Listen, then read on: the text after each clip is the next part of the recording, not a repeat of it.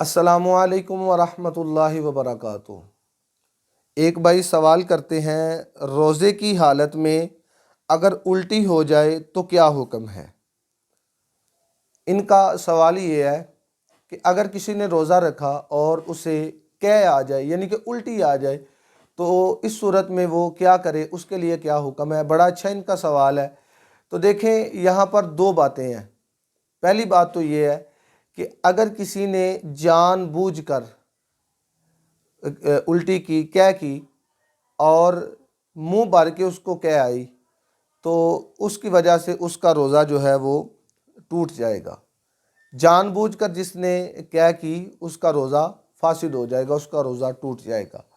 اور اگر کسی نے جان بوجھ کر نہیں، خود بخود بلا اختیار ہی وہ قے جو ہے اسے آ گئی، تو اب اگر 10 بار بھی آئے، منہ بھر کے بھی آئے، تو اس طرح اس کا روزہ جو ہے وہ فاسد نہیں ہوگا، روزہ نہیں ٹوٹے گا۔